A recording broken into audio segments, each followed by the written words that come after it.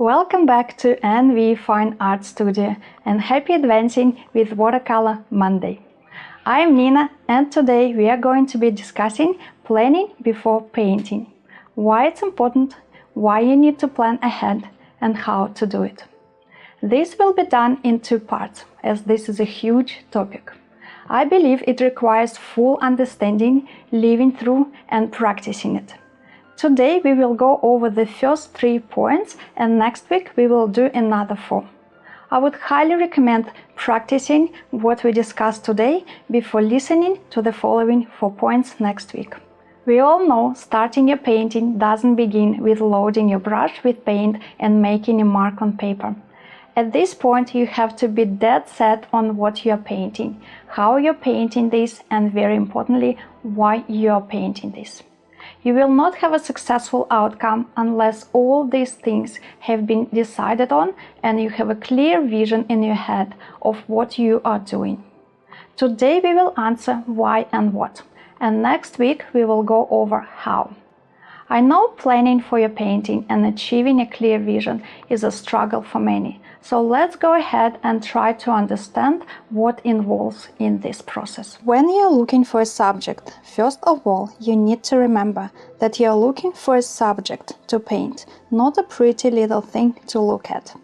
At this point, you're wearing the hat of an artist who wants to tell the story, not an observer and admirer of a beautiful sunset or glorious night sky, or the brightest and the most colorful rainbow, for example. I'm going to make today's tutorial on the example of my recent painting, Logan Street. If you wish to paint this along with me, the demonstration is available on my Patreon. The link will be in the description below. On that day I knew I wanted to paint a street scene. I picked Logan Street. Logan Street in Melbourne is synonymous with the Italian community and famous for its restaurants. At this point, the question why I want to paint this street was answered. I want to tell a story of a warm and buzzing place, carrying history through it. The next step is keeping the why question in mind to find and arrange the focal point.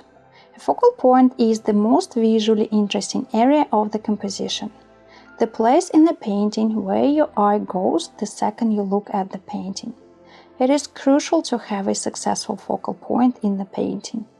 According to statistics, people don't look at a piece of art for longer than a few seconds. But if you can hold the viewer for longer than 10 seconds, it is a very successful piece of art. And most of the time, the success comes from the focal point. In my painting Logan Street, I decided the focal point will be this area. It has red awnings, which is usually associated with restaurants here. There is a pedestrian crossing. People come and go. This brings action, the vibrancy, and the feel that something is happening. Because this was the demonstration for my patrons, I didn't want to put too many people in this scene, as it might have looked overwhelming. I know many struggle with painting people, so 5 to 10 people in this scene is enough to practice, but not too many to be overwhelmed. And I tried to make them with different levels of simplification. The guy in the foreground is the most detailed, the 3 behind him somewhere in the middle, and the group in the background are just silhouettes.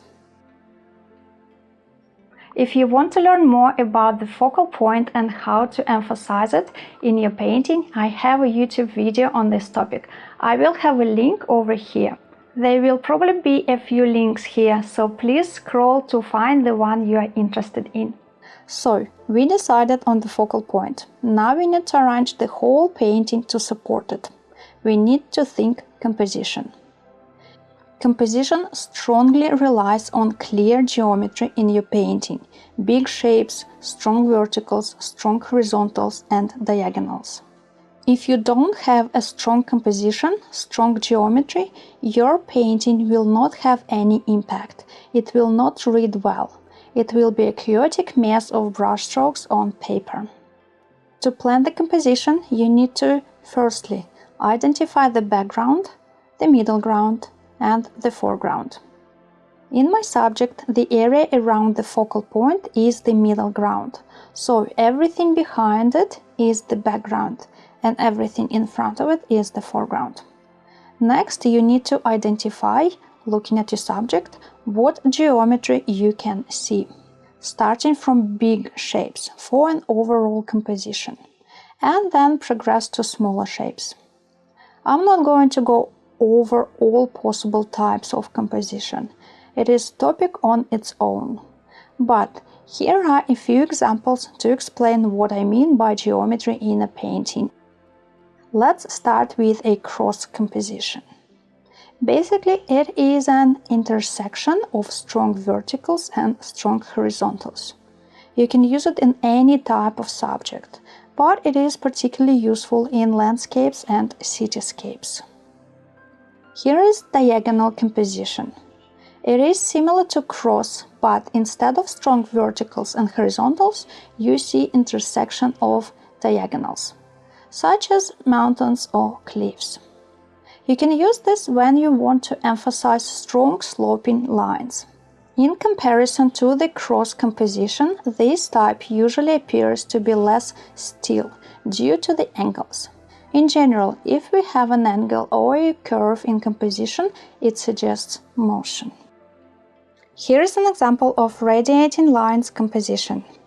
It is similar to the diagonal composition, but with multiple perspective lines pointing to the vanishing point instead of intersecting. It is very commonly used in cityscapes. Next is a big, medium, and small shapes formula.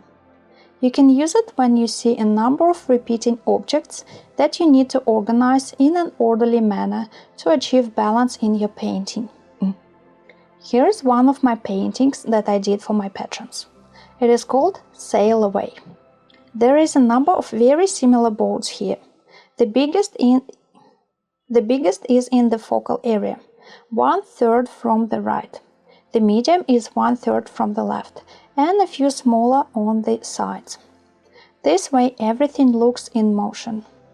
Your eye very fluently travels through the painting. If I replace this situation with the same boats in a row, it will be very boring, still, and repetitive. Remember, you don't need to use just one formula in your painting. The more formulas you can fit and use, the better. The more complex and interesting your painting will be. The more intrigued and more time the viewer will spend observing your work of art. I think this is plenty to digest for today. Let's not eat this cake in one piece. I'm going to do part 2 on this topic next week, and we will go through another 4 points.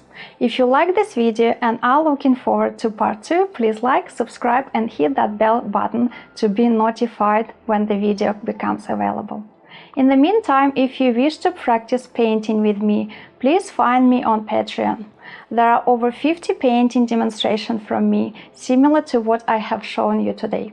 In every video, I usually emphasize on a specific topic, so there is always something new to learn along with the joy of painting. Thank you for watching. Until my next video, bye!